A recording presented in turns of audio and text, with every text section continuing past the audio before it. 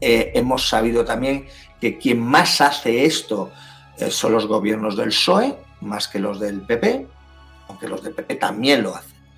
Pero quien aprendió que los jueces se pueden sobornar fue el PSOE, por nuestra peculiaridad legislativa. Tenemos una peculiaridad en nuestras leyes de enjuiciamiento que hacen que la policía no pueda de motu propio, de oficio, puede investigar a los aforados, ¿no? Somos el país de Europa que más aforados tiene y el único país de la Unión Europea donde la policía no puede actuar de oficio en la investigación de los delitos. Claro, este es el caldo de cultivo ideal para que los aforados, y entre ellos los jueces, se conviertan o gestionen el monopolio de la investigación y de la no investigación. De tal manera que esto, bueno, pues lo que crea es una burbuja de corrupción que se gestiona dentro de los juzgados, dentro de la administración de justicia y de la fiscalía. Se supone, porque lo dicen los propios manuscritos de Mena, porque Mena era un psicópata y dejaba todo por escrito, las instrucciones las daba por escrito y manuscritas, no mecanografiadas, manuscritas, y obligaba a quienes las recibían a que se las devolvieran y que el cumplimiento de las instrucciones también se hiciera de manera manuscrita. Con lo cual tenemos documentados de una manera bárbara, con cientos de miles de documentos. Es una barbaridad, una barbarie, el mayor crimen organizado que se ha cometido en España en tiempos de paz, ¿no? En la democracia.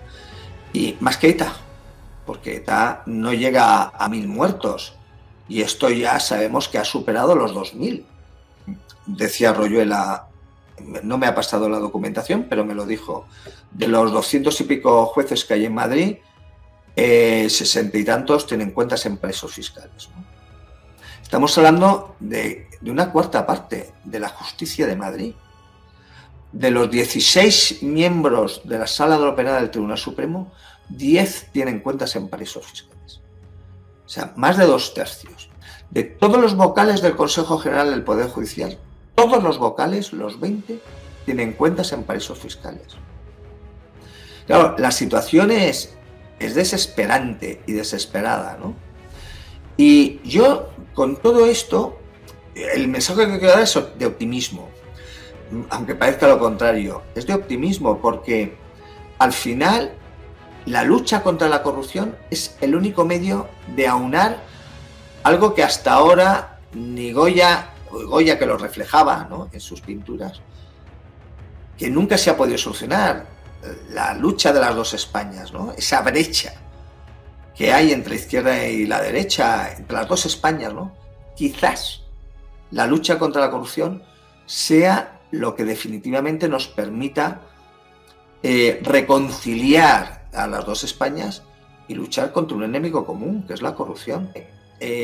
Bueno, al final, la Audiencia Provincial de Toledo parece que entra en razón, ha salido de su error, la Audiencia Provincial de Toledo, la que me condenó a 34 meses de prisión, y que sin embargo, porque dice que lo que yo denunciaba era falso, y se da cuenta que es verdadero. Y entonces lo que está haciendo ahora es dándome los argumentos, los medios para conseguir que, esa condena, o bien que se revocarla, o bien revisarla, ¿no? Y además está revocando todos los archivos de todos los juzgados de la circunscripción de la Audiencia Provincial de Toledo, entre ellos Talavera de la Reina, y está obligando a que se investiguen todas estas denuncias mías y de ACODAP, y que en su caso se envíen al Tribunal Supremo, entre ellas la de Margarita Robles.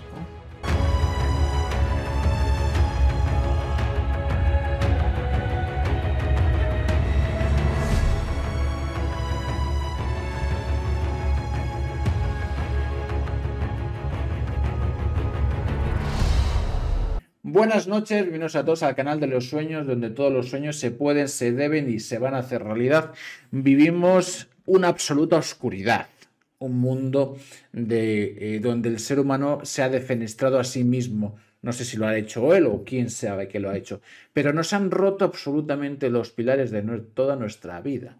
La familia, la religión, hasta la justicia. Hasta la justicia. Necesitamos rebeldes, necesitamos personas que vayan de cara, necesitamos seres humanos empoderados que busquen albergar algo de luz con tanta oscuridad. Por favor, compensen un poquito el equilibrio. ¿Y conocéis algún valiente, algún rebelde? Ojo, en la justicia. Yo sí, a mi amigo, el juez Fernando Presencia. Buenas noches, ¿cómo estás? Buenas noches, Alberto, ¿cómo estamos? Yo, fantástico. ¿Cómo estás tú? Estupendo, sí, te veo, te veo.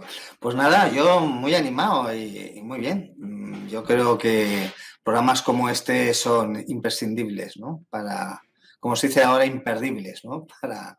Bueno, para seguir por el buen camino y cogidos de la mano, porque desde luego estas aventuras, hacerlas en solitario, es bastante tedioso y además te dan por todos lados. Desde Yo luego. me siento muy acompañado, la verdad, ¿eh? Y desde hace bastante tiempo. Y entonces, y animado, la verdad es que sí. Ya te daré algunas noticias de las que he tenido conocimiento esta misma noche, ¿no? Y para que veas que vamos por el buen camino. Pues ahora entramos en materia, pero a mí me gusta profundizar. Al final vivimos, como decía, en una oscuridad de mentiras. Es decir, todo lo que nos cuentan es mentira y hace falta verdad. Para llegar a la verdad hace falta autenticidad. ¿Cómo se consigue esa autenticidad? Pues profundizar un poquito. Entonces, vamos a, antes de entrar en materia, un poquito presentación, Fernando. Personal, profesional, lo que quieras contar sobre ti. Y luego ya sí que empezamos poco a poco a ir desarrollando todos los temas que la noche viene potente. Mira, yo nací en una familia de jueces. Mi padre y uno de sus hermanos, mi tío Luis, son jueces también, eran, porque mi padre falleció hace unos años. Y bueno, en la familia de mi madre, abogados y notarios, ¿no? Y entonces yo me he educado, ¿no? Y he crecido entre leyes, ¿no? En ese ámbito judicial. Mi padre me contaba que yo de pequeño era el único que le, vamos, que le mostraba cierta aspiración, quería ser como él, ¿no? Y yo tenía clarísimo que cuando era niño que quería ser lo que soy ahora, ¿no? Que quería ser juez, así como mis compañeros o familiares que dudaban en la carrera, que si tal, que escoger, qué iban a hacer con su vida. Yo lo tenía clarísimo, pero además desde pequeño, ¿eh? Cuando se enfadaba mi padre con nosotros, cogían y nos obligaba a que nos aprendiéramos artículos del Código Penal y hasta que no lo hacías no salíamos, ¿no? Y yo me acuerdo, fíjate, de la definición de asesinato de aquella época, no de la actual, me acuerdo de la de aquella época, ¿no? Yo sabía perfectamente la distinción entre un robo, hurto, la estafa, entre un homicidio y un asesinato. En fin, a mí me va la marcha, a mí me va bastante la marcha, el tema judicial. Y bueno, es lo que hice. Estudié Derecho, siempre he ido a un colegio público, educación pública, porque mi padre se empeñó y somos 6 hermanos. En Derecho 2 estamos en ello, pero jueces, opositar a jueces solo yo. Y bueno, llegó un momento en que estas peleas generacionales, no quiero estudiar más cuando terminé la carrera, y mi padre me aconsejó que me hiciera juez sustituto, ¿no? Y fue una buena decisión porque al conocer el juzgado desde dentro, pues me entusiasmó la idea, volví a recuperar ese deseo de niño de ser juez y me puse a estudiar las oposiciones, ¿no? Ten en cuenta que yo empecé a ejercer jurisdicción con 23 años, con 23. Luego retomé las oposiciones y luego ya cuando accedí a la carrera, bueno, pues nada, fue una carrera en principio normal. Estuve en el País Vasco, destinado, lo elegí voluntariamente. Allí estuve en la época de Come del Clor, de Galara, del Espíritu de Hermua, de Miguel Ángel Blanco, que fue terrible todo aquello. Y siempre dije que el día que empecé a hacer tonterías, a coger miedo, pues me iría. Y cuando te das cuenta que empiezas a hacer tonterías, a mirar debajo del coche y esas cosas, pues decidí marcharme, ¿no? Y volví a mi tierra, a Valencia, y bueno, mi primer destino como magistrado fue en Elche, y luego ya ascendí a un juzgado de lo mercantil, conseguí la plaza, y bueno, estuve ahí casi 10 años. En los juzgados de lo mercantil además coincidí con la crisis y estábamos muy ilusionados porque teníamos una baza muy importante para luchar, ¿no?, contra la crisis y dar soluciones. Entonces fue donde se me ocurrió, a mí me gustó mucho pensar, ¿no? Y entonces creí encontrar, y lo encontramos, lo encontré, el concepto que permitía que el legislador pudiera regular por primera vez la dación en pago en nuestro derecho. Y así pasó, que empezamos a aplicar la dación en pago y el legislador la recogió. Y a partir de ahí empezaron mis males, ¿no? Yo ni me imaginaba lo que me iba a venir después. Ya sí que entraremos después en materia. Pero bueno, las persecuciones, las represalias vinieron como consecuencia de haber inventado la dación en pago, ¿eh? Algo que parece tremendo, pero es así. Y me desterraron a Talavera, a 500 kilómetros, y allí me enviaron a Talavera porque había y hay corrupción judicial, mucha corrupción, como la canción de mucha policía, mucha corrupción había en Talavera, y pensaron que iba a sucumbir a ella y no lo hice, empecé a denunciar, ¿no? Y entonces, bueno, me metí en una guerra en la que estoy hasta el día de hoy. Constituimos ACODAP, una asociación de lucha contra la corrupción, y el pulso es terrible. Hemos llegado a un punto en que la batalla entre los que denunciamos y los corruptos, va a haber bajas de un momento a otro, ¿no? Espero que sea del bando de ellos. Ellos piensan que vamos a ser nosotros los que vamos a ir a la cárcel. Yo pienso que van a ser ellos, ¿no? Y en esas estamos, ¿no? Fernando, de todo corazón, vamos a ir tratando poco a poco porque al final hay que sentar ciertas bases para que se entienda todo, si no de repente vamos como la televisión, Sí. ¿no? Al sensacionalismo, a lo fuerte, ¡ay, qué fuerte! Y así se trata de construir. Vamos con lo primero, ¿qué es? Porque es lo que parece que te cambia un poquito tu devenir de tu vida, ¿qué es la dación en pago? Es decir, explícanos un poquito qué es esto, por qué creas esto, qué implica, porque parece, según el relato que acabas de decir, esto deriva muchísimo toda tu vida y luego evidentemente ha ido cambiando, pero es un camino nuevo que abres y esto lo ha cambiado todo. ¿Qué es la dación en pago? ¿Qué tal? ¿Cómo estás? ¿Te está gustando la entrevista? Si te está gustando la entrevista, pues pulgar arriba, dale like, que es gratis. Y suscríbete, que en YouTube es absolutamente gratis. Y subo entrevistas prácticamente todas las semanas. Si llevamos un objetivo potente, subo nueva entrevista. Y si llevamos un objetivo todavía más potente, a este invitado que estás viendo, le vuelvo a traer a este canal. Venga, suscríbete y dale like y te dejo con la entrevista. Disfruta de los contenidos que son absolutamente en YouTube gratis, con un solo objetivo, que es vibrar alto y despertar. ¿Estás dormido o estás despierto? Lo comprobaremos. La dación en pago, ten en cuenta que estamos hablando en plena crisis, ¿eh? Estamos hablando del año 2008, 2007, 2008, y sabemos que hay una crisis internacional que viene de Estados Unidos y donde, bueno, la crisis ninja, ¿no? Donde los bancos aprendieron a defraudar, a crear la burbuja inmobiliaria, dando hipotecas a diestro y siniestro a personas que sabían que no podían devolverlas, ¿no? Y precisamente la hipoteca, estas hipotecas en cadena, la financiación a crédito, que en definitiva es la burbuja, lo que hace es encarecer el precio de la vivienda y crear precisamente una burbuja que llega un momento en el que estalla, ¿no? Hasta ese momento, en la legislación española, por la ley de Azcárate, la ley de represión de la usura, era inconcebible que un banco, se pudiera quedar con el piso. hipotecado, ¿no? Porque nosotros partíamos del principio moralista de que por el incumplimiento de las obligaciones hipotecarias, de las mensualidades, el banco no se puede quedar tu piso. Lo que tiene que hacer es acudir pues, a un procedimiento hipotecario, ¿no? Y va a subasta.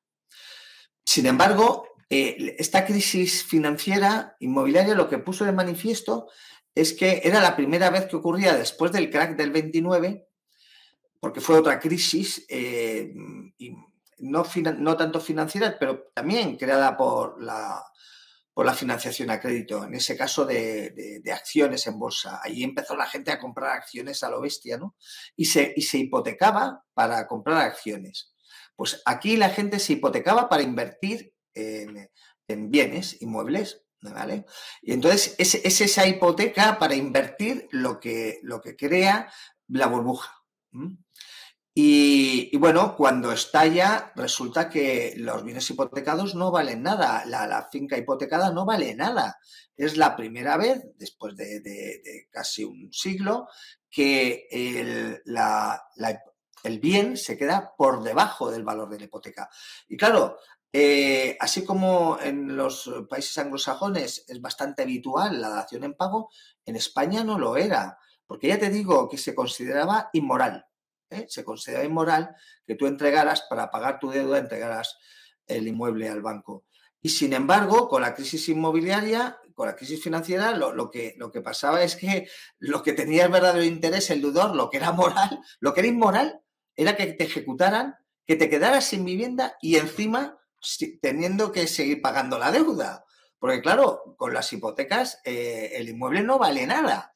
Entonces te lo ejecutaban, te lo levantaban y tú te quedabas sin vivienda y seguías teniendo la hipoteca, ¿no? Te seguías teniendo una deuda. En ese trance, la legislación, además, la ley concursal, los concursos que eran las antiguas quiebras y suspensiones de pagos, pues se pensaba que no era admisible, que no admitían, ¿no? La dación en pago. Y entonces lo que hice fue encontrar la fórmula jurídica, técnica, que permitía aplicar la dación en pago dentro de los procedimientos de insolvencia, dentro de los procedimientos concursales, que hasta ese momento se creía que eran antagónicos, que era incompatible, que no podía ser. Y yo expliqué y convencí que sí que podía ser. Tanto fue así que conseguimos modificar la ley. Digo conseguimos, y hablo en plural, porque con ayuda de mis compañeros los convencí a ellos también, y entonces los 50 y tantos jueces de lo mercantil que éramos en aquella época en España, pues los puse a todos a dar conferencias, ¿no? Y a explicar las bondades de la dación en pago. Para ayudar a la ciudadanía. En definitiva, con la dación en pago lo que haces es extinguir la hipoteca entregando el bien, garantizado con la hipoteca. Extinguir la deuda entregando el bien hipotecado. Y eso es, en definitiva, lo que es la dación en pago, que empezó a funcionar de maravilla, pero encontramos un inconveniente. El inconveniente es el gobierno, el Estado. ¿Por qué? Pues porque a la ciudadanía le venía muy bien, pero al Estado le venía muy mal. Le venía muy mal porque la dación en pago, si se hacía en masa como lo estábamos consiguiendo, bueno, pues aliviábamos a la sociedad de las deudas hipotecarias, pero colocábamos a los bancos en situación de insolvencia, en causa de disolución. Porque claro, los estábamos llenando de bienes que no valían nada, ¿no? Entonces, en ese trance, pues convencimos al gobierno para que creara el FROB y la Sareb, o sea, el banco malo, para que se hiciera cargo el banco malo de estos inmuebles, de estos bienes que no valían nada, de los productos tóxicos en que se habían convertido las hipotecas, con la intención de devolverlos al Estado saneados, ¿no? A la ciudadanía, devolverlos al mercado saneados, para que sirvieran para la nueva concesión de créditos. El problema estuvo en que hubo un cambio de gobierno, estamos hablando ya de las postrimerías de 2011. En el 2011, en mayo, hubo una reforma de concursal que recogía la dación en pago, pero en noviembre de 2011, en diciembre, ya sabemos que ganó las elecciones Rajoy, ¿no? Y entonces los ministros de Rajoy, entre ellos Luis de Guindos, pues no estaban tan de acuerdo en las bondades de la dación en pago. ¿Por qué? Bueno, pues porque, como he dicho, la dación en pago, si se hacía en masa como se estaba haciendo, colocaba a los bancos en causa de disolución. Y ellos, la solución que querían darle a la situación económica, la que nos encontramos era, desde luego, pedir el rescate, como habían hecho todos los que llamaban entonces los PIG, Grecia, Irlanda, Portugal, y habían pedido el rescate bancario, el rescate del Estado, ¿no? Pero aquí no se quería pedir el rescate del Estado porque eso obligaba a dar transparencia a las cuentas y a demostrar que los bancos estaban todos en causa de disolución. Y estamos entonces con el problema de la prima de riesgo, ¿no? Y entonces ellos consideraron, Luis de Guindos y Rajoy, el gobierno de Rajoy, consideró que si daba pábulo a esa situación y pedía encima el rescate del Estado con transparencia, la prima de riesgo se iba a disparar y nos íbamos a quedar incluso por debajo de Grecia, ¿no? Y bueno, decidieron que la mejor manera de luchar contra ese descrédito que suponía todo esto era conseguir el rescate de los bancos. Así el dinero no entraría en el Estado, no había obligación de transparencia, no había control por parte de Europa, no tendrían que venir los hombres de negro y podían hacer lo que quisieran. ¿Qué es lo que hicieron? Pero claro, eso era incompatible. Si tú pedías el rescate bancario, tenías que frenar, como así lo hicieron, tenías que frenar la dación. Porque la dación estaba colocando a los bancos en causa de disolución. Y entonces consideraron que era incompatible el rescate bancario con la dación y me quitaron de en medio y me desterraron. Se inventaron una panoplia, un paripé, una estupidez, que era que yo con mis cursos de formación a los administradores concursales, estaba incurriendo en causa de incompatibilidad. Eso lo inventaron. Dejaron caer también la posibilidad de que yo me estuviera llevando dinero, y lo dejaron descolgar esto que es una... Bueno, pues es algo que es delictivo, que pudiera ser delictivo, lo dejaron caer, esa sospecha, en un procedimiento administrativo disciplinario donde yo no me podía defender, porque nadie me estaba acusando formalmente de estar cometiendo o sobornos o cohecho, ¿no? Y entonces dejaron caer esto como una losa y la indefensión fue absoluta y acabaron al final desterrándome a Talavera de la Reina. Y es donde empiezan entonces las batallas de verdad, ¿no? Entramos ya en el barro.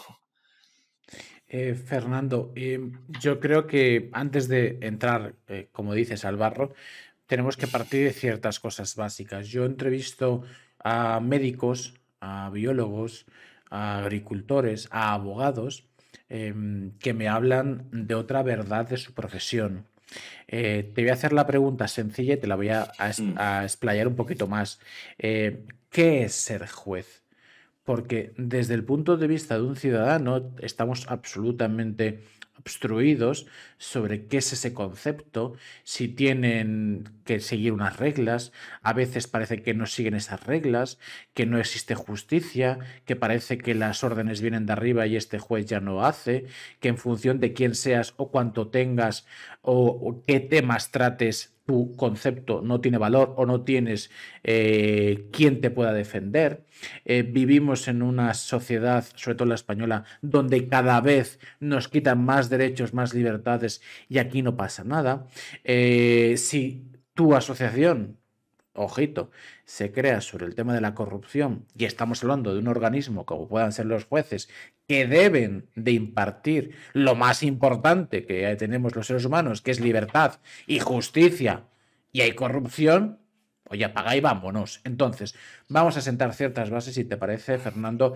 Para ti, quisiera saber qué es ser juez, cómo has ido desarrollando esos conceptos y cómo a día de hoy ese concepto, entiendo, el de ser juez, ha sido absolutamente modificado. Tú me dirás hacia qué deriva. ¿Qué es ser juez para ti, Fernando Presencia? Vamos a ver, ¿no? Está bien hecha la pregunta porque hay un antes y un después. Antes de lo que me ha pasado y después de lo que me ha pasado. porque como acabas de anticipar, mi concepto sobre la justicia ha cambiado completamente, completamente. Y yo te digo una cosa, si yo llego a saber lo que sé ahora, yo no me hubiera puesto a estudiar. Yo estudio muchísimo para conseguir llegar a donde estoy, ¿no? Para conseguir ser juez. Estudio muchísimo, la mitad de mi vida me la pasa estudiando. Entonces, el sentimiento que yo tengo ahora es de frustración, de pena. Un sentimiento amargo, muy amargo, porque además es como quien, no sé, como quien de pronto pierde la vista, ¿no? Y deja de ver las cosas con claridad y pierdes el norte. Yo, esto, lo que está pasando es terrible y a mí me ha costado mucho darme cuenta. Hasta el día de hoy llevo 10 años en esta pelea y hasta hoy mismo he llegado a convencimiento, se lo decía a la secretaria Codava, Lidia, que hoy mismo, ¿no? Mira, estoy convencido de esto, vamos a actuar por este camino, por otro. Cada día voy descubriendo cosas, ¿no? Más cosas. Entonces, por un lado, en este momento tengo una sensación agridulce. Dulce en la medida en que he conseguido, yo creo que con la ayuda de muchísimas personas, por supuesto de mis colaboradores, ¿no? Más directos, pero de muchísimas personas que nos ayudan, entender que con la solidaridad hay que dejarse ayudar. En trances como este, una de las cosas que he aprendido es a dejarme ayudar, ¿no? Y que, bueno, podemos cambiar una visión y cambiar un país. La cosa es tan dramática, la situación es verdaderamente dramática.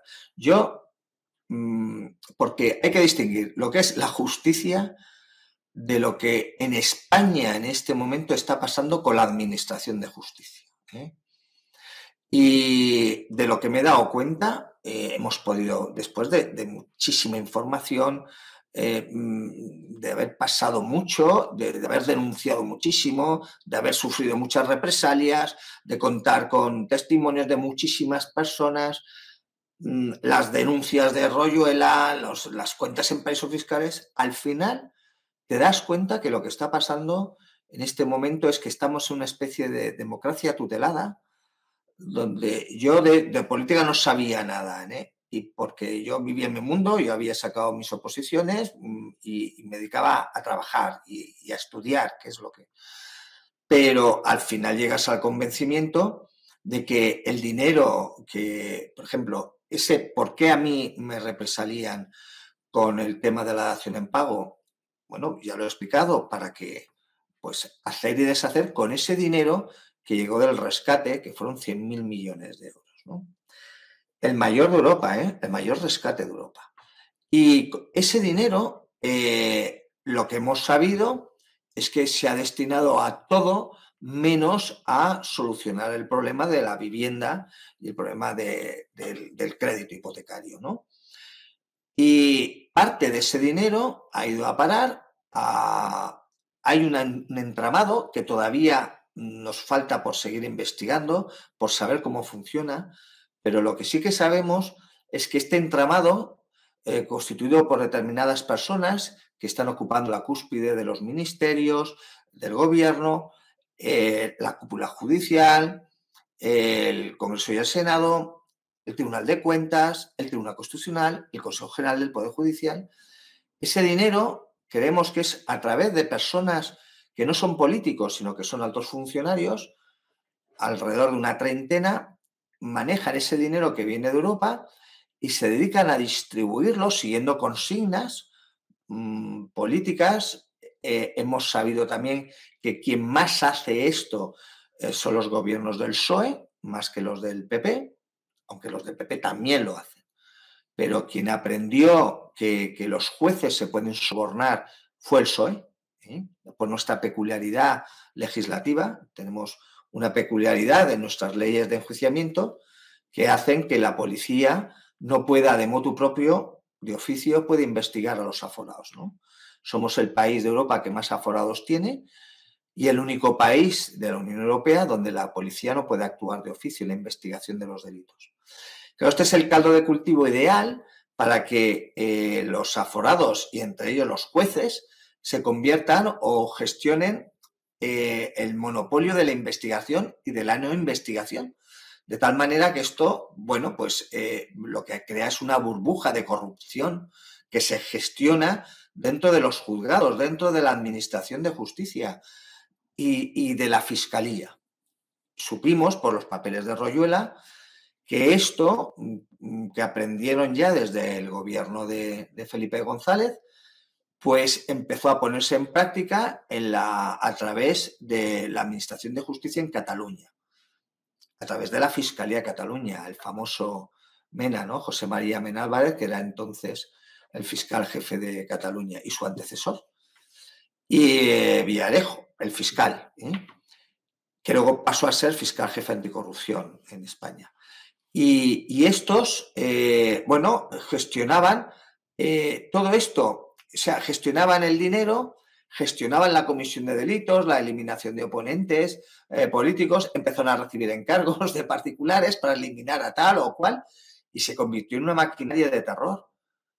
Se supone, porque lo dicen los propios manuscritos de Mena, porque Mena era un psicópata y dejaba todo por escrito, las instrucciones las daba por escrito y manuscritas, no mecanografiadas, manuscritas, y obligaba a quienes las recibían a que se las devolvieran y que el cumplimiento de las instrucciones también se hiciera de manera manuscrita. Con lo cual tenemos documentados de una manera bárbara, con cientos de miles de documentos. Es una barbaridad, una barbarie, el mayor crimen organizado que se ha cometido en España en tiempos de paz, ¿no? En la democracia. Y más que ETA, porque ETA no llega a 1000 muertos, y esto ya sabemos que ha superado los 2000. Y con eso, Mena lo que pone en marcha es esta maquinaria de terror económica, de gestión de los sobornos, y se dan cuenta que pueden impregnarlo todo, de tal manera que lo que convierten a la democracia española es en una democracia tutelada, lo que se ha dado en llamar el régimen del 78, que en definitiva es eso, una democracia tutelada que no llega a ser una democracia completa, donde no se puede investigar a los aforados, a las autoridades, a los políticos, a los altos cargos, no se puede investigar, la policía no puede actuar, y ellos deciden a qué se investiga o a qué se investiga, de tal manera que cuando deciden investigar a alguien es porque les molesta y se lo quieren quitar de en medio, como ha pasado conmigo. Y eso deja estupefacto. Ya sabéis que Santiago Royuela, que en un principio esto no se metió de lleno, sino mucho después, él me lo decía, que la mayor parte, la culpa de esa inestabilidad emocional que él tiene ahora es precisamente por esto. Es que él es la persona, el chico de los telediarios que le llamaban, dice, ¿tú sabes lo que es navegar entre asesinatos mañana, tarde, noche? Es terrible, ¿no? Entonces, eso que yo descubrí con el expediente Royuela, me di cuenta que servía para explicar cosas que me estaban pasando a mí.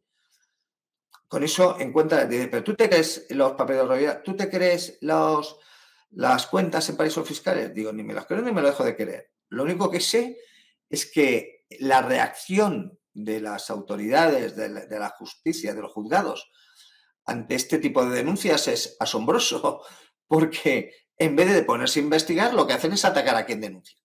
Y cuando te das cuenta de eso, te das cuenta de que es verdad lo que estás denunciando. Y entonces, bueno, descubrimos que la mejor manera de luchar contra esto era hacer públicas estas denuncias. Y es lo que estamos haciendo públicas.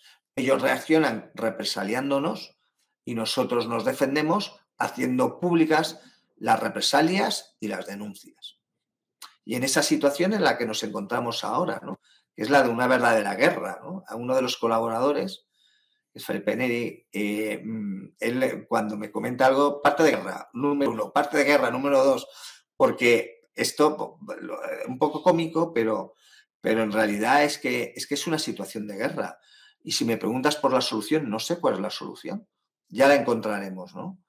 Pero el caso es que, decía Royuela, no me ha pasado la documentación, pero me lo dijo, de los 200 y pico jueces que hay en Madrid, 60 y tantos tienen cuentas en paraísos fiscales, ¿no?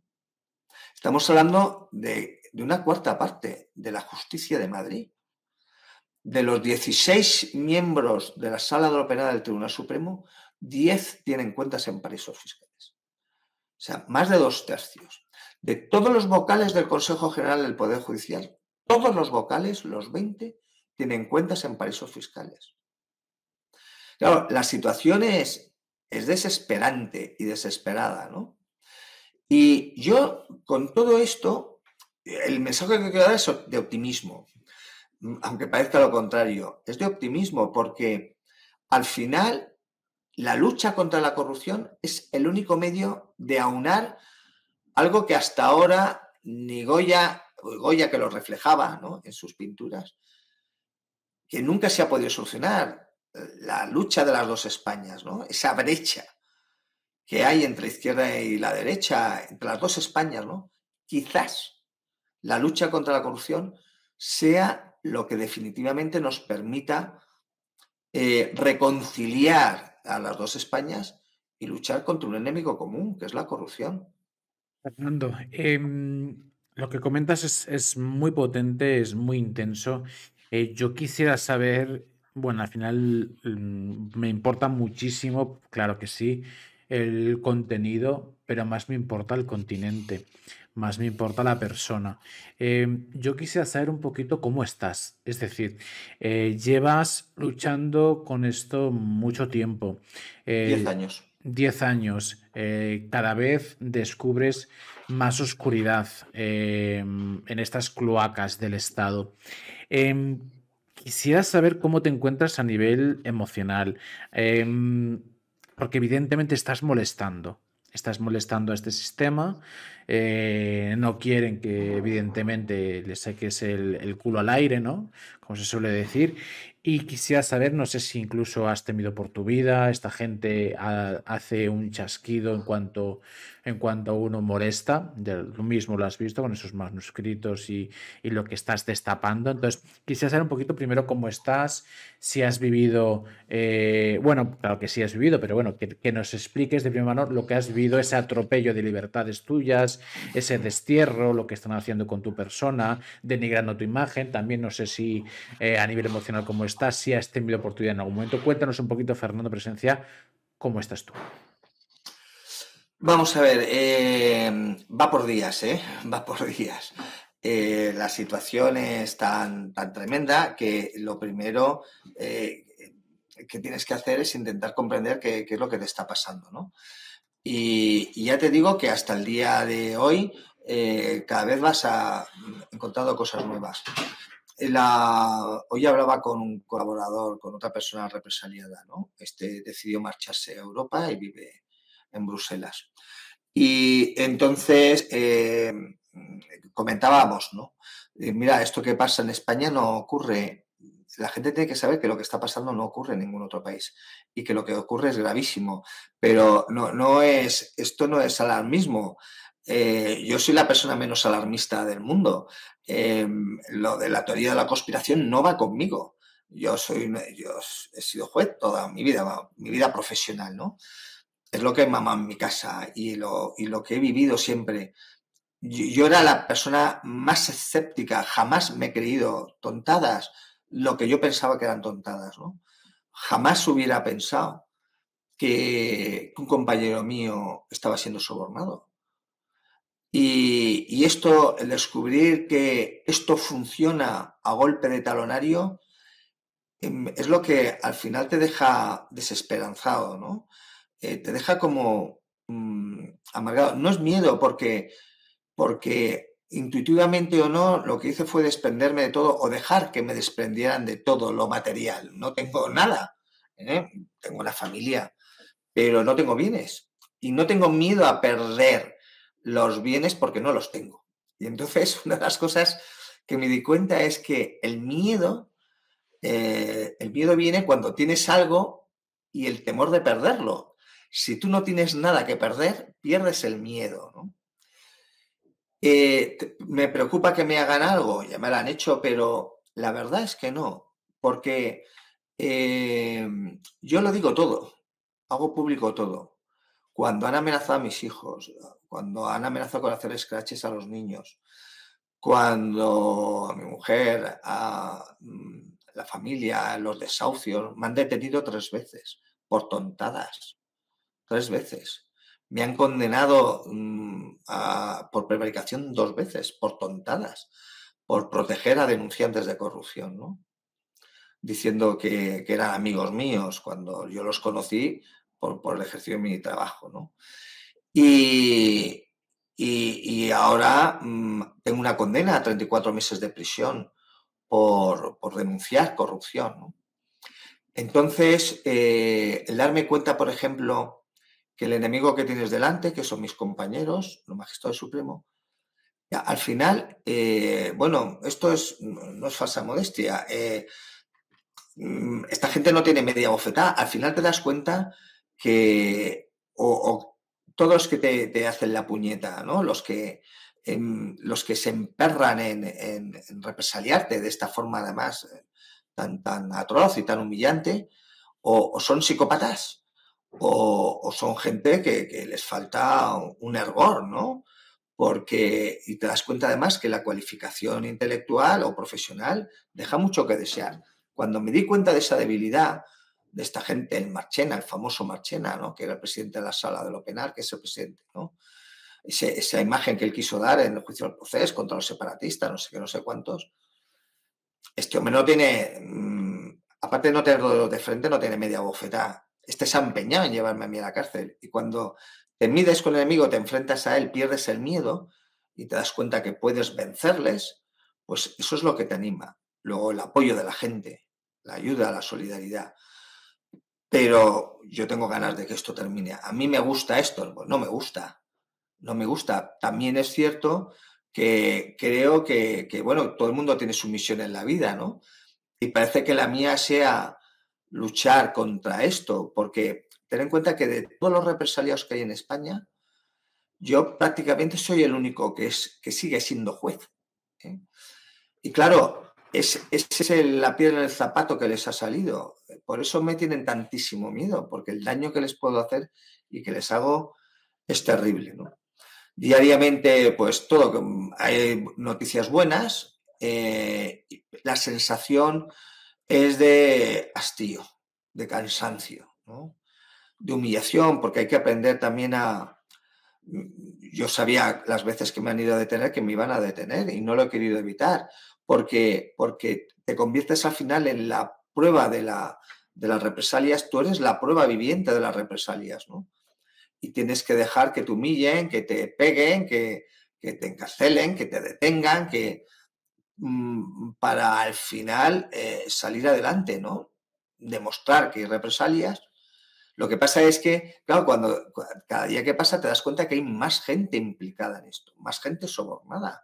Están los medios de comunicación, grandes medios, yo la he hecho pública, ¿no? Los medios y las personas y los cargos de esos medios de comunicación de los más importantes de España que tienen cuentas en paraísos fiscales, ¿no?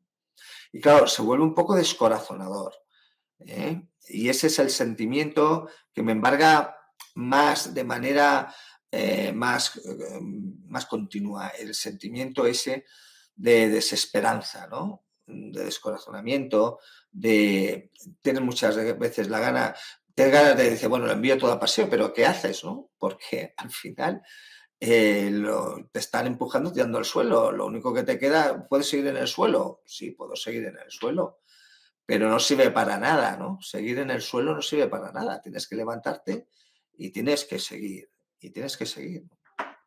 Digamos, Al inicio decías que justo hoy habías recibido una información, no me gusta mucho usar la palabra exclusiva, pero me has comentado que tenías cierta información muy potente que contar, que habías recibido hoy, Mm, pues mm. ante 350 personas ahora mismo en directo, y mis directos lo ven 3.000, 5.000 personas más o menos en total.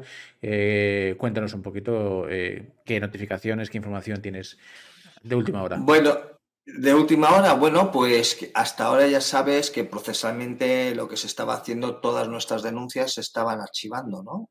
Denuncias que no solamente interponía yo y Acodap, sino la gente se animaba a denunciar, ¿no? Y las denuncias de cuentas, sobre todo en paraísos fiscales. Pues ya sabéis que una de nuestras bestias negras era Margarita Robles, ¿no? Margarita Robles, además, resulta que es de las pocas personas que Hacienda le investigó y la pilló. Y está acreditado que se llevó 6 millones de euros a paraísos fiscales a través de testaferros. Las resoluciones de Hacienda las hemos hecho públicas muchas veces.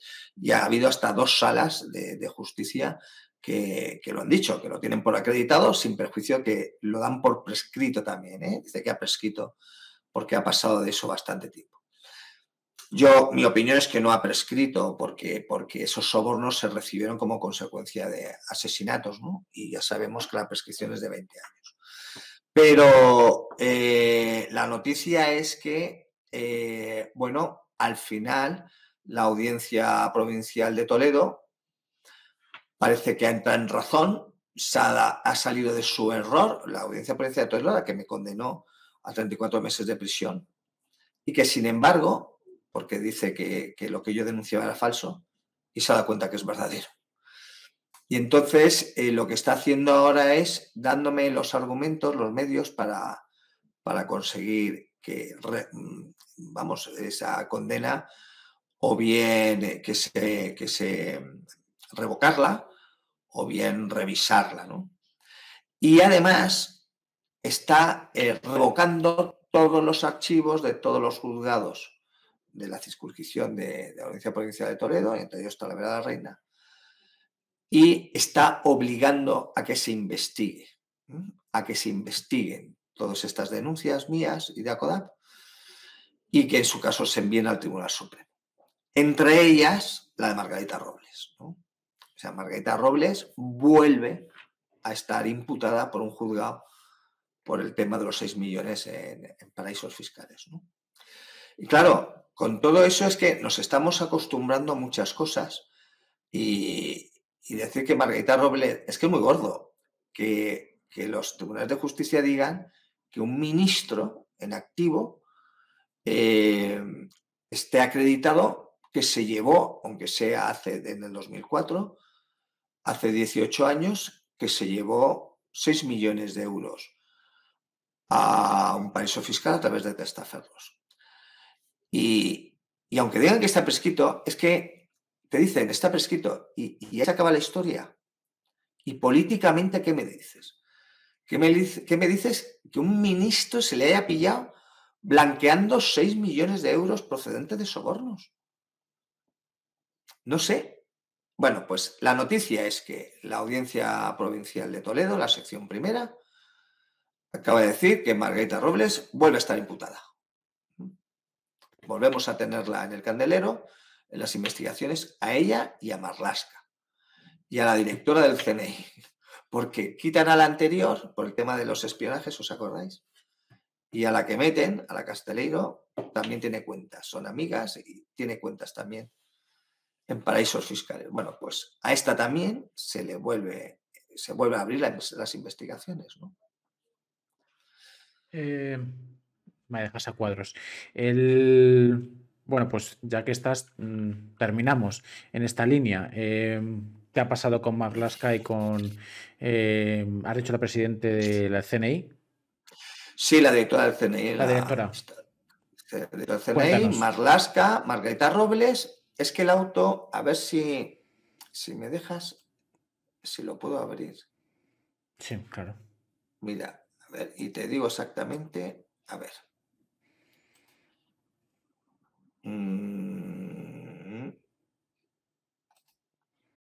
¿Qué tal? ¿Cómo estás? ¿Te está gustando la entrevista? Maravilloso. Yo todas las entrevistas las hago en directo en Twitch. Así que sígueme en Twitch, link en la descripción. Pero me llamo igual eso tanto en todas mis redes sociales, que es Hiperalcón. Si quieres tener una cercanía más con el contenido, sígueme en mi Telegram. Telegram exclusivo para gente despierta. ¿Estás despierto? Lo comprobaremos. En Telegram aviso cuando estoy en directo, aviso cuando qué invitados, porque yo entrevisto prácticamente todos los días por la noche, qué invitados viene cada día. Además subo noticias que están muy censuradas, así que sígueme en mi Telegram y además subo también los vídeos que hago en YouTube. ¿Vale? Entonces, si quieres tener una cercanía más con el contenido y te está gustando, pues sígueme en mi Telegram y en mi canal de Twitch. Venga, te dejo con el final de la entrevista y disfrútalo. Un besito.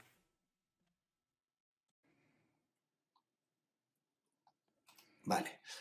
Mira, el auto lo acaba de dictar el juzgado de primera instancia instrucción número 4 de Talavera de la Reina. Lleva fecha 23 de enero.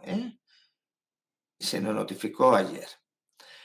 Y entonces dice, el día de la fecha, 7 de octubre de 2022, tuvo entrada en este juzgado en virtud del reparto procedente del Servicio Común de Acto de Notificaciones atestado procedente de la Comisaría de la Policía Local, de la Policía Nacional de Talavera de la Reina. Atestado 9184-2022, a raíz de denuncia interpuesta en este caso, fue uno de nuestros colaboradores, de Felipe Neri, en el excelentísimo Ayuntamiento de Talavera de la Reina y dirigida al jefe de la Policía Local, en el que, constando de 11 folios escritos por su anverso y reverso, presentado mediante certificado electrónico, en la que se expone textualmente, él aporta información sobre posibles delitos cometidos por Fernando Grande Marlasca, ministro de Interior, Margarita Robles, ministra de Defensa, Esperanza Casteleiro, directora del CNI, y María Gámez, directora general de la Guardia Civil. Esta me la dejaba, la directora de la Guardia Civil. Y se pongan en conocimiento, se investiguen esos posibles delitos, se pongan en conocimiento de la justicia a fin de que se verifique si son falsos o verdaderos, y en este segundo caso se depure las responsabilidades a que haya lugar.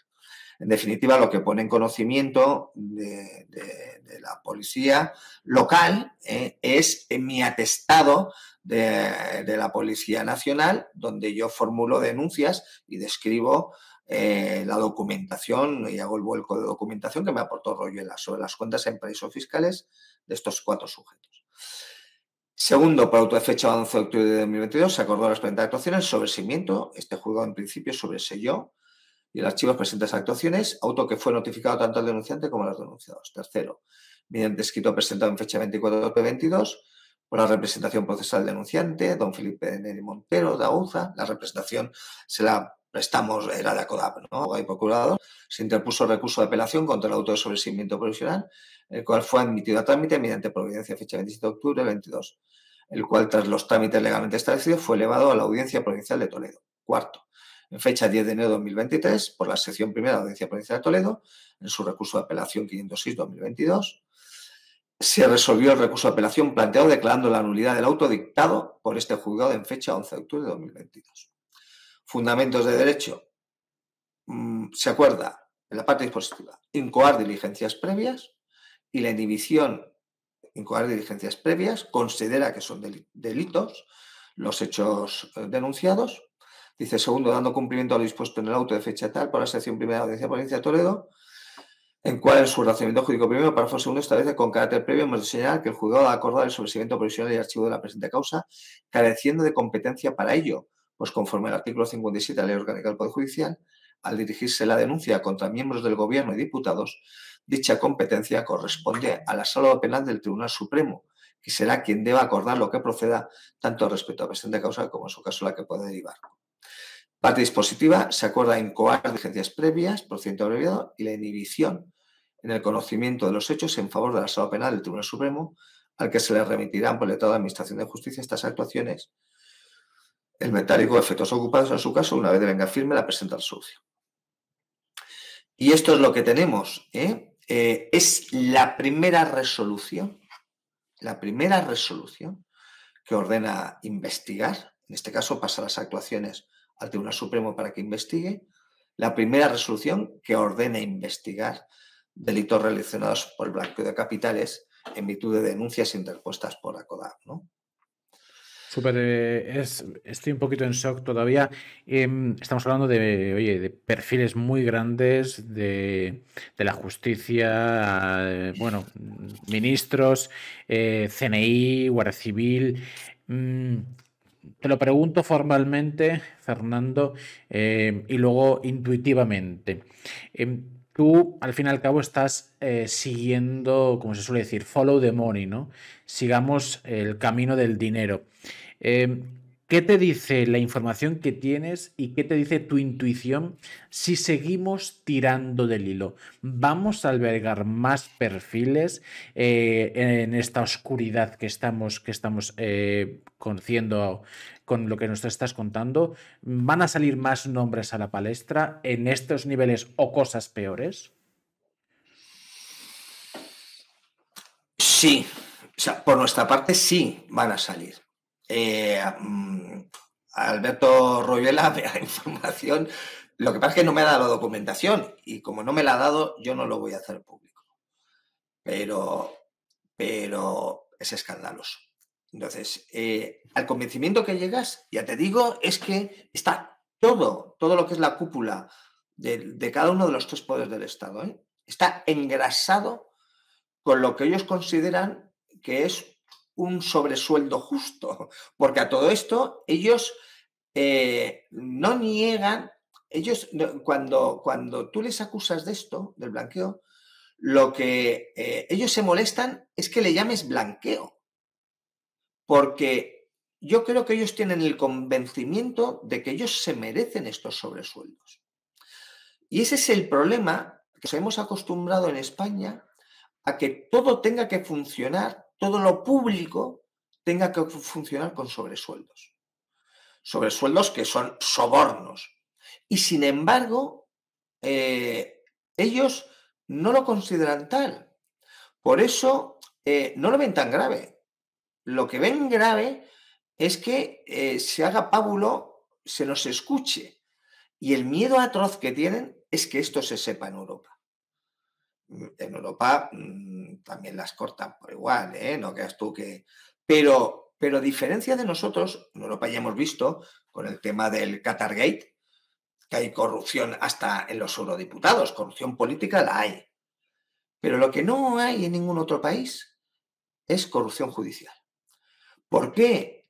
Pues por nuestra legislación, porque somos el último país en quitarse de encima, que no lo hemos hecho todavía, la ley de enjuiciamiento criminal, que es de 1882, la nuestra, lleva 140 años, el Código de Napoleón, de la época de Napoleón, donde, claro, en aquella época ni había policía científica ni nada que se le pareciera, ¿no? Y era lo que entonces era un sistema muy garantista, el sistema de instrucción de Napoleón, de la francés, de la Europa continental, ahora se ha convertido no solamente en un lastre, sino en un nicho de corrupción.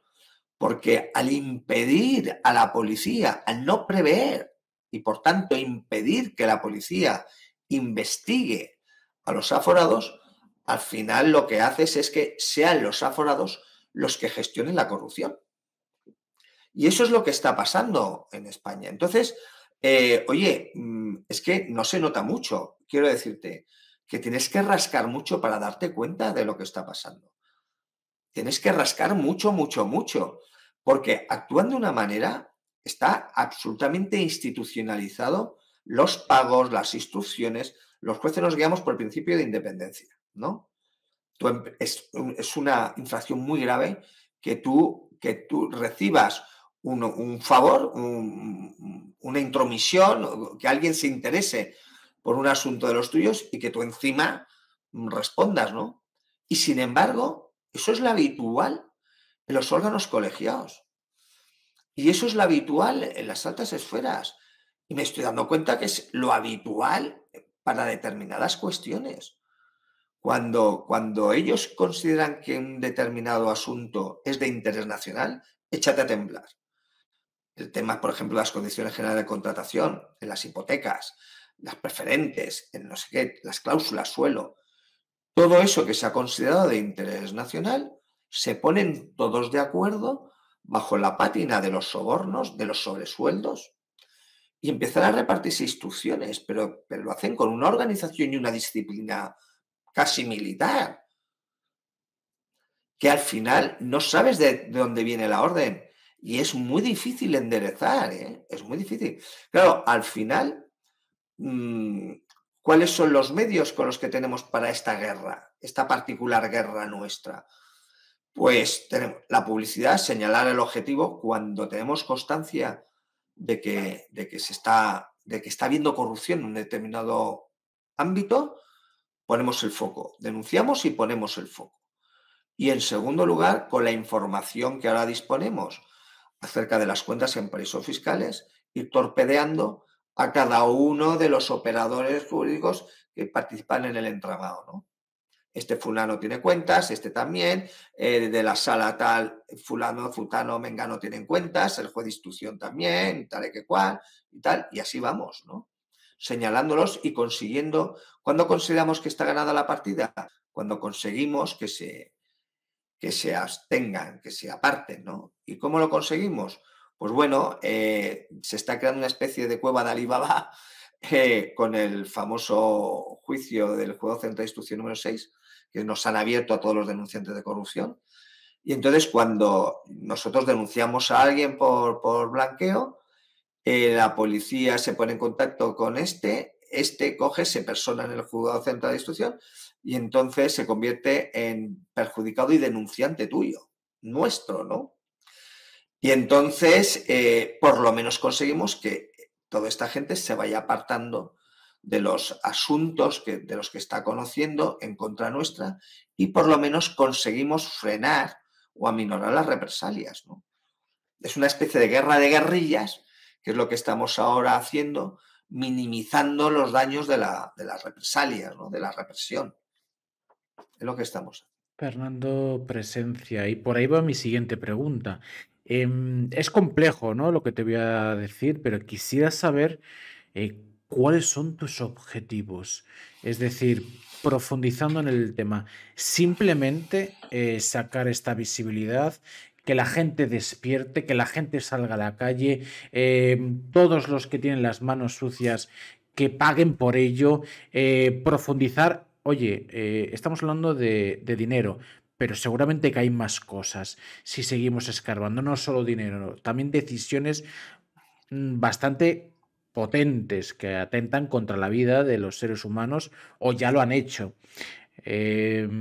Quisiera saber cuáles tus objetivos, Fernando Presencia, también por tanto de ACODAP, o al menos cómo te gustaría que llevaras el camino a corto, medio y a ser posible a largo plazo. Mira, esto es una carrera donde hay metas volantes y hay una meta final, ¿no?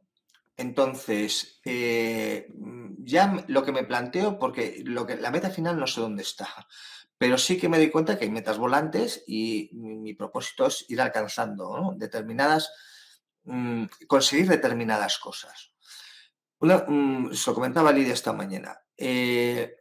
Quiero ahora sí ya recuperar mi puesto de trabajo. Yo soy decano, ¿no?, de los juzgados de Talavera y quiero recuperar, que me devuelva mi proyecto de vida, pero no para que termine ya la batalla, no, sino porque quiero convertir al decanato en una agencia antifraude.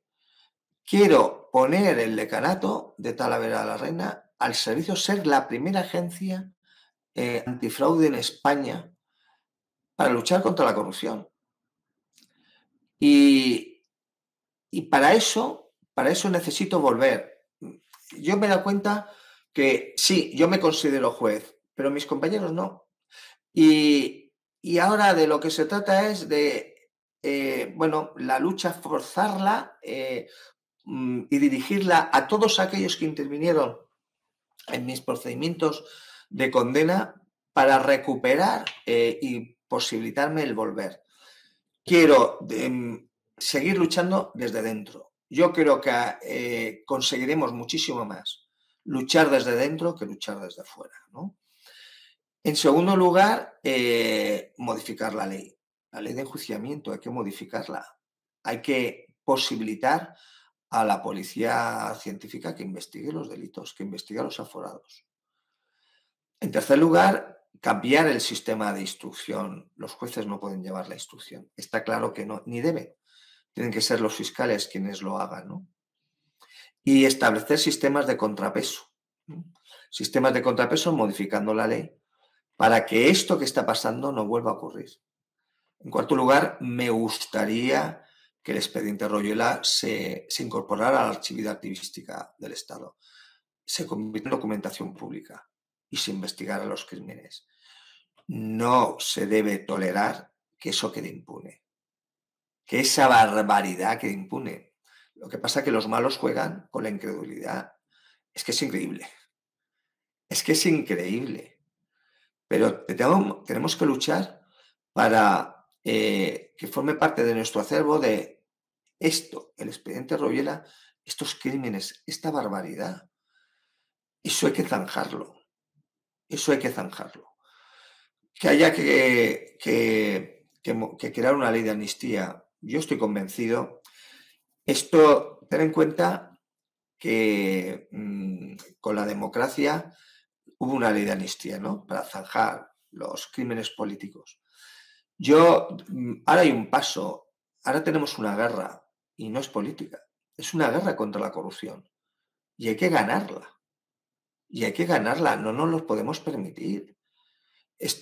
Hay unas diferencias sociales muy grandes en España como consecuencia de la corrupción.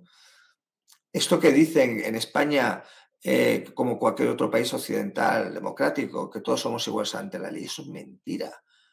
En España existe el aforado y el no aforado. Y eso marca muchísimo. Aquí o eres de los que puedes ser investigado si cometes un delito, de los que no vas a ser investigado nunca y eres impune. Aquí los aforados son más inviolables que el rey de España. Y eso tiene que desaparecer. Tenemos que convencernos de que el enemigo número uno en este momento ni es Sánchez, ni es el PP Feijóo, ni es el de Vox, no es ninguno de ellos. En principio, es la corrupción. Es la corrupción. Es la corrupción la que está matando. Corrupción que está generando esto. Me decían, seguramente tendrá que ver con la corrupción. Seguramente tendrá que ver, y la industria farmacéutica tendrá que ver. Pero en ese caso nos tenemos que dar cuenta que lo que está matando en España es la corrupción.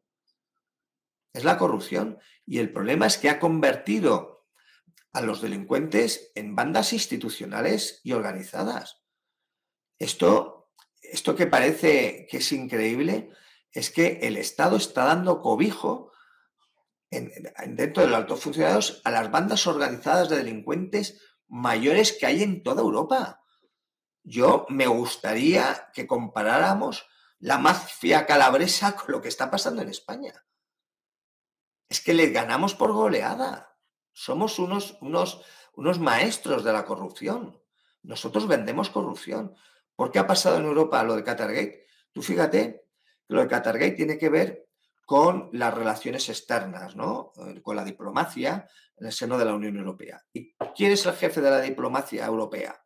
Borrell, otra persona que tiene cuentas en paraísos fiscales. ¿Quién es el jefe o el segundo jefe de los dineros en Europa, del Banco Central Europeo? Luis de Guindos. Uno del PSOE y otro del PP. Los dos delegados españoles del Eurojust, el Eurojust es el organismo europeo que se encarga de vigilar y de ayudar a las reclamaciones internacionales entre los distintos estados, ¿no? Las euroórdenes famosas se gestionan a través del Eurojust. España tiene dos delegados, que son magistrados en el Eurojust. La delegación española son dos magistrados del Eurojust. Los dos tienen cuentas en paraísos fiscales.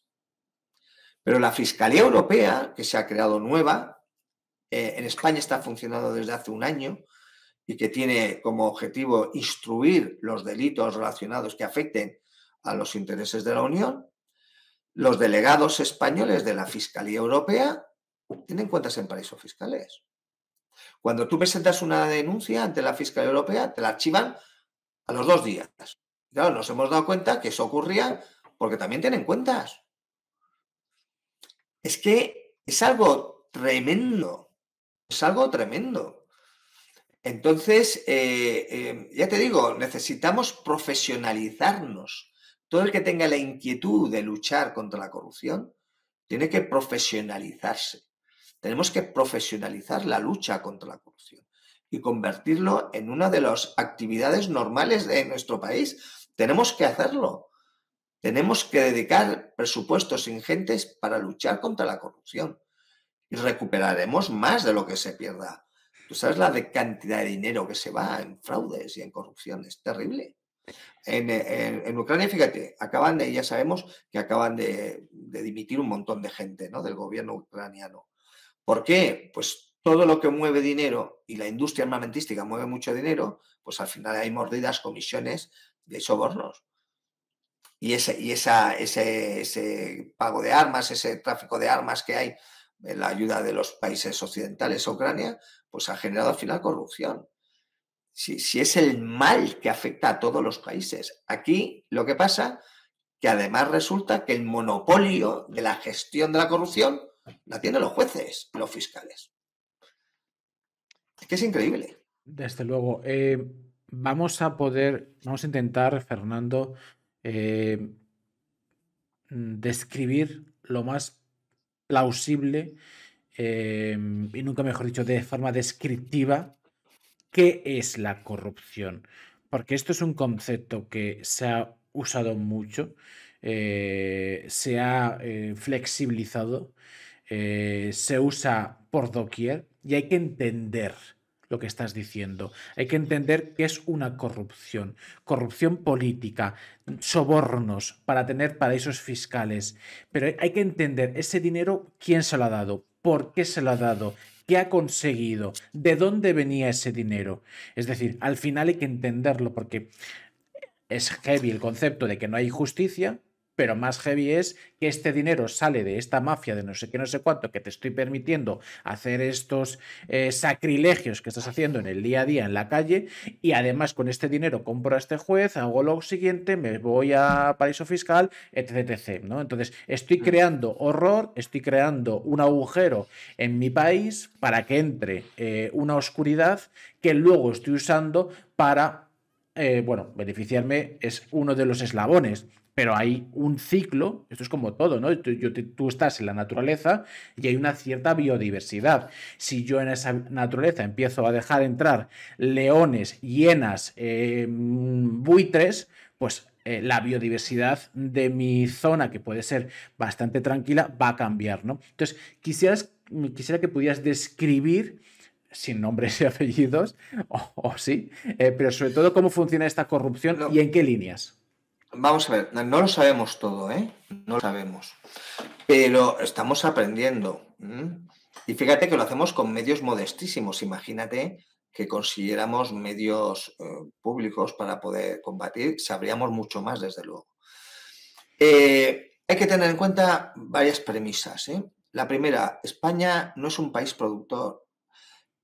En España la economía la hacemos descansar, sobre todo es una economía de servicios. Y esto es importante porque el Producto Interior Bruto español, lo que producimos, es menor de lo que gastamos. Bastante menor. Esto parece que sea, no sé, una estupidez, una perogrullada, ¿no? Sin embargo, esta es la base de todo lo que pasa después. La dependencia de España de Europa, yo creo que es de las mayores de toda la Unión Europea, ¿no? La dependencia monetaria. Necesitamos que nos ayuden. Nos hemos acostumbrado y vivimos muy calentitos viviendo como deudores, ¿no? Nos dedicamos, nuestra economía es intentar mantener nuestra posición deudora y conseguir devolver al menos parte de lo que debemos. Y en Europa, esa posición tampoco les disgusta, porque tienen un gobierno, un país absolutamente mediatizado y absolutamente dependiente, ¿no? Un país democrático, pero absolutamente dependiente de lo que es la columna vertebral de la Unión Europea. En ese esquema, en España, por lo que te he dicho antes, somos el país también que más ha tardado en salir de una dictadura. Es el país, por tanto, de la Unión Europea que tiene una democracia más joven, es la más joven de todas. Y Y tenemos aún vestigios de esa época. Las leyes nuestras, ten en cuenta que la ley de enjuiciamiento con 140 años sirvió en la Restauración, sirvió en la dictadura, en la República y está sirviendo ahora, mal sirviendo, por las razones que te digo. Entonces, esto se dieron cuenta quienes estaban manejando en ese momento las redes y se dieron cuenta de que todo se podía comprar, de que todo se podía manejar. Todo lo público se puede manejar. Y si lo que tú necesitas es acelerar un sector determinado, lo que sea, o una idea, o un proceso, o eso, es darle al engranaje para que la maquinaria ¡boom!, se mueva en un determinado sentido, sabiendo que hay una gasolina que mueve todo esto muy bien, como son los sobresueldos. ¿De dónde viene? Sabemos que viene de dinero europeo. Sabemos que viene de Europa. Y que esto empezó a hacerse así con la crisis. La crisis y precisamente a mí se me represalia para que me calle. Me apartan, ¿no? Para que señale, para que no denuncie, para que no describa lo que está pasando, ¿no? Pero con la crisis y con el rescate se insufla dinero y yo estoy convencido que Europa sabía que ese dinero iba a lo que iba a engrasar las instituciones, iba a engrasar la administración, iba a pagar lo público y también lo no público a los bancos, a los banqueros. Y aún así, alguno ha ido a la cárcel, ¿no? Pero porque habrá hecho lo que le da la gana. Porque si tú sigues una consigna, no tenía por qué haber, no tenían por qué haberte condenado, ¿no? Como alguno ha sido. Y las cosas funcionan, pero es que funcionan muy bien. Han aprendido, llevamos 40 años actuando de esta manera. Y entonces se pliega toda la administración, todo el funcionamiento a conseguir lo que se pretende. Y lo que se hace es insuflar dinero, esa gasolina, esa grasa que necesita la maquinaria para funcionar, ¿no? ¿Qué es lo que ha ocurrido? Que esto genera unas desigualdades terribles. ¿No? Y además obliga a llevarte por el camino a determinadas personas que resultan incómodas y que no están por la labor, entre ellas yo, ¿no? Y lo que ha pasado conmigo es que yo he conseguido, el error de ellos ha sido, como me lo dijo un amigo, una persona bastante allegada, dice, el error de esta gente es no haberte matado, vamos, profesionalmente, haberte dejado vivo. Porque ese ha sido el error, llevarte a una especie de exilio, ¿no? De destierro. Porque tú en el destierro no has muerto. Te has hecho más fuerte. Y estás cambiando todo, ¿no? Entonces, yo creo que nuestra labor de los que estamos sufriendo estas represalias tan terribles es convertirnos en testimonio vivo de lo que está pasando. Y que me diga quien diga, me da igual que me digan que estoy mintiendo, que no sé qué, no sé cuántos, cuando es evidente lo que está pasando. La prensa ya ha dejado de masacrarnos, de masacrarme. Porque a cada uno que lo hacía, ¡pum!, querella. ¿Verdad? Querella. Bueno, a ver quién puede más, ¿no? Justo esas. Estoy haciendo, Fernando, que sé que tienes una gran labor y seguramente que mañana te levantarás súper pronto a hacer grandes cosas. Entonces, te voy haciendo las últimas preguntas. Al final, no preocuparse, dejo las redes sociales de Fernando, también su cuenta, así que para que le podáis echar una mano, su Telegram y demás. No preocuparse. Por cierto, es decir que estamos en este instante con casi 500 personas en directo, entre los 20 canales más vistos a nivel mundial de habla hispana en Twitch en estos momentos. Así que bueno, parece ser que hay mucha gente que quiere saber la verdad. Fernando, quisiera justo lo que estabas comentando, ese atropello que has recibido de los medios de comunicación, vilipendiado absolutamente tu imagen, han usado muchos voceros, han sacado muchos bulos para intentar destrozarte mediáticamente. Y como estabas diciendo, me gustaría un poquito cómo has contrarrestado esta situación, pero también quiero saberlo en esencia, cómo lo has vivido y cómo lo sientes a día de hoy, este atropello de los medios de comunicación sobre tu imagen y lo que han hecho. Mira, al principio lo vi muy mal cuando me desterraron. Yo sufrí pues, el escarnio público a través de los medios de comunicación, porque además ten en cuenta que el Estado lo que hace, fue el Consejo General en aquella época, lo que hicieron fue, el Consejo está dominado por la derecha y para no despertar sospechas, le encargaron bueno, pues estas represalias, que me represaliara a un medio de izquierdas, el Levante Mercantil Valenciano, ¿no? Y a mí me lo comentaba una de las periodistas, dice, estamos 5 personas trabajando para hundir tu imagen y se está recibiendo dinero público. Entonces, yo no te lo quieres creer. En un principio no te lo quieres creer. Y luego el sentimiento que te entra, ten en cuenta que te cambia la vida completamente, ¿eh? Completamente. Y entonces el sentimiento que te entra, yo es el que recuerdo, ¿no? Y el que más me acompaña es el del horror y el del terror. Miedo. Es miedo porque te das cuenta que has sufrido. Llegan incluso a convencerte de que puedan tener razón sin saber, hasta que dices, bueno, razón no la tienen porque nada de lo que dicen es cierto, ¿no? Pero te ves imposibilitado de contrarrestarlo, ¿no? Y entonces lo que hice al venir aquí es, bueno, ir a chita callando y hasta que al final me llega información que me permite denunciar la corrupción de aquí, ¿no?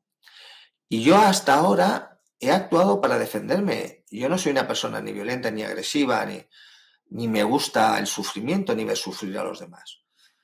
Si le hago lo que hago, hasta ahora ha sido para defenderme. Si yo no estoy en prisión, es porque me he defendido atacando, denunciando, ¿no? Y eso es lo que aprendí. De hecho, esas consignas están en los estatutos de ACODAP. Nos dimos cuenta que la forma de luchar contra la corrupción y contra las represalias que genera la denuncia de la corrupción era precisamente algo tan sencillo como dar publicidad. La Directiva Europea de Protección de Denunciantes de Corrupción lo dice, que distingue entre el denunciante y el que simplemente alerta ante los medios de comunicación. Los dos tienen la misma condición, la misma protección. Entonces dice, es legítimo que uno acuda a los medios de comunicación cuando se sienta en peligro él personalmente, su familia o su modo de vida, cuando sientas peligrar tu situación. La denuncia que generó, que yo puse aquí contra el fiscal de Talavera y contra la trama que yo descubrí, ahí describía la sensación de angustia que yo estaba viviendo. Y la razón por la que yo denunciaba, porque estaba sintiendo verdadera angustia, la angustia del miedo. Yo la sentía. En ese momento tenía que perder. Ahora ya no tengo nada que perder, ¿no? Pero la angustia te sigue acompañando. Quien pierda el miedo totalmente se convierte en un irresponsable. Y yo no soy ningún irresponsable. Lo que sí que aprendes es a gestionar tu esfuerzo, a gestionar el miedo. Aprendes a gestionarlo y a hacerte más eficiente, a contar con más apoyos, a dejarte ayudar y a combatirlo desde la ayuda y desde la solidaridad, ¿no? Y bueno, todo es una mezcla, ya te digo, entre miedo, gestión de ese miedo y momentos de satisfacción, de euforia por algunas noticias, por algo que se consigue, estados de ánimo, gente que te apoya, gestos, y esa es mi vida en ese momento, ¿no? En este momento. De todas maneras, yo te digo que el mensaje que yo quiero dar es de esperanza, no de desesperanza. Es esperanza lo que yo quiero decir y que vamos a ganar, esto se va a ganar. Dos preguntas me quedan, Fernando. La primera, este 2023 es un año de elecciones. Yo quisiera saber un poquito, ya que has escarbado tanto en la justicia y por tanto en la política, no sé qué mensaje quieres transmitir en esta línea.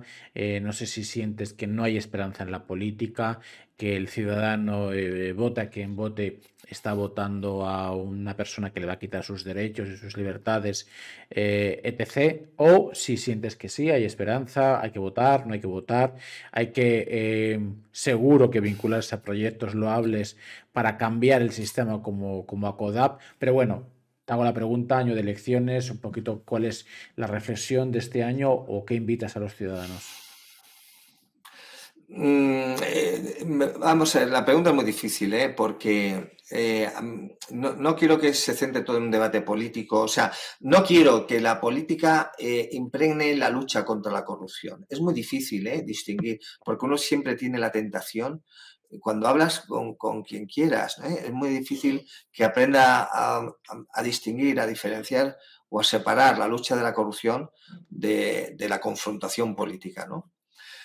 Yo creo que esperar, desde luego, de un buen gobierno hay que esperar que acabe con la corrupción, ¿no? Y eso no debemos dejar de esperarlo, de estar esperanzados en que eso ocurra, ¿no? En este momento, fíjate, lo que hacemos sobre todo es poner encima de la mesa de los políticos cosas que ellos saben que está pasando, pero que el resto de la ciudadanía no sabe, ¿no? Y estamos condicionando intentando condicionarles a los políticos para que tomen decisiones en la lucha contra la corrupción. Y yo creo que es lo que los ciudadanos tienen que exigirle a los gobernantes. Y eso es lo que hay que esperar de la política y de las elecciones y de la confrontación. Yo creo que nos tenemos todos que poner firmes y exigir a los políticos que los debates sobre política se circunscriban casi exclusivamente a la lucha contra la corrupción. Porque la corrupción es una de las preocupaciones de los españoles. Pero lo que quiero que entienda todo el mundo, que la base de los problemas es la corrupción. El fundamento principal de los problemas que tenemos es la corrupción. Así como que la causa de la corrupción política es la corrupción judicial. Evidentemente, evidentemente. Y entonces tenemos que exigirles a nuestros gobernantes que acaben con la corrupción. Que acaben con la corrupción. Y eso es lo que yo espero y deseo que ocurra en estas elecciones, y que el debate sobre la corrupción no se pierda ni se diluya, que ocupe su puesto, que tiene que ser la primera preocupación de los españoles. Fernando Presencia, ante casi 500 personas. Última pregunta. En esta línea me gustaría que la usaras de difusión, de llamamiento. Llamamiento para las cientos de personas que te están viendo ahora, las miles de personas que intentaremos subir la entrevista a YouTube, que te vean qué llamamiento haces a las personas, en qué línea, cómo se te puede ayudar, qué consejos puedes dar a las personas. Vivimos en una sociedad, en una situación donde nos están quitando todos nuestros derechos, nuestras libertades, y encima de una manera corrupta, lo que faltaba. Te dicen que es por tu bien y encima es una corrupción todo para ellos irse luego a veranear o a vivir no sé dónde, con tu dinero y tu sangre y sudor. Entonces, ¿qué mensaje de difusión das a las personas? ¿Cómo se te puede ayudar? Bueno, habéis visto que encima de mi cabeza hay una cuenta, ¿no? El dinero la necesitamos sobre todo para gestionar la información y denunciar. Ya he dicho antes que la pieza fundamental de nuestra actuación es la denuncia. Y para denunciar necesitamos la información. Y para conseguir esa información necesitamos dinero. Y en segundo lugar, la colaboración y la ayuda, difundir este mensaje, que la gente difunda esto, que cuantos más likes, que cuanto más yo de redes no sabía nada, ¿no? Me da cuenta de que al final hay más movimiento informativo en las redes que en la prensa oficial, se mueve muchísimo más. Y igual que en derecho hay una diferencia entre los aforados y no aforados, en la información hay diferencia enorme entre las redes y la prensa oficial, ¿no? Lo que hay que conseguir es extender el mensaje. Por ejemplo, lanzábamos la famosa carta, ¿no?, de Conde Pumpido, no sé si la habrás leído, donde reconocía, se le atribuye a él, estaba incorporado a un expediente judicial y, bueno, ahí reconoce que recibió sobornos de Felipe González para evitarle la cárcel a Felipe González con el tema de los GAL, ¿no? Y conseguimos que esa carta se leyera cientos de miles de veces. Cientos de miles. Entonces, en el movimiento, en la información, tenemos el poder. Y se tienen que dar cuenta los políticos que al final es fundamental y tenemos que exigir que se cree la autoridad independiente para la lucha contra la corrupción, que sea casi como un ministerio o más importante que un ministerio. Tiene que haber un ministerio de la lucha contra la corrupción en España y en todos los demás países, pero en España muchísimo más. Y eso es lo que tenemos que convencernos y eso es lo que al final, esa es la opinión que al final la gente tiene que convencerse de que es fundamental preocuparse por luchar contra la corrupción, darse cuenta de la envergadura del problema y con esto no hay que ser pesimista ni alarmista, sino ser objetivo y real, realista. El problema es muy serio, nos crea unos problemas económicos terribles, la corrupción, un déficit en los derechos y en nuestra actuación, en nuestras libertades y en nuestra actuación política bestial, y mejoraremos nuestra calidad de vida, nuestras condiciones, desde luego, si combatimos y luchamos contra la corrupción. Fernando Presencia, espero que este ratito, esta horita y pico, hayas estado a gusto. Al final, bueno, vivimos en la oscuridad absoluta, nos han cegado y necesitamos personas que nos quiten esta venda de los ojos, que nos quiten el velo en todas las líneas, en el de la justicia y la corrupción también. Así que te necesitamos, Fernando, te necesitamos absolutamente fuerte, fuerte. Así que muchísimas gracias, no por este ratito, porque, bueno, vale, pero muchísimas gracias por lo que haces en tu día a día. Muchísimas gracias por lo que haces en tu día a día, lo que haces como juez, lo que haces en ACODAP, cómo quieres cambiar. Me ha gustado mucho cuando te he hecho esa pregunta. ¿Cómo quieres cambiar? Esto no se trata solamente de denunciar, se trata de cambiar el paradigma de lo que estamos viviendo para buscar, por supuesto, justicia, pero que empezamos a ser más soberanos de nuestras vidas, que nos están usurpando nuestros derechos, nuestras libertades y encima de una manera súper mafiosa y denigrante y casi chabacana. Entonces, Fernando, espero que ese ratito hayas estado a gusto y lo que necesites aquí estoy. Muchísimas gracias, Alberto, y a tu disposición. Cuando tú quieras, pues volver a estar contigo y con todos vosotros. Y encantado. Ya conozco a varios de tu equipo, maravillosos todos, así que me vayan comentando cuando tengáis más movimiento, otro tipo de resolución, como lo que has dicho hoy, súper bestia, tema de que se están sacando cosas a la luz, pues nada, úsame como medio de comunicación para sacar la verdad. Al fin y al cabo es lo que es, ¿no? Esto es así, estamos trabajando con autenticidad y con verdad, y ya cada uno que sepa lo que quiere hacer con su vida. Nada, Fernando, que muchísimas gracias y muchísimo ánimo en tu lucha, toda la fuerza de mi parte, por supuesto, y de las de cientos de miles de personas que te están viendo.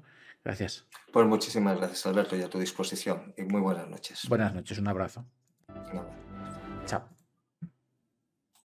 ¿Qué tal? ¿Qué tal ha ido? ¿Te ha gustado la entrevista? Ahora mismo aquí te está sugiriendo dos entrevistas. En un lado tienes una entrevista que yo te estoy recomendando y en el otro lado tienes una entrevista que te está recomendando YouTube.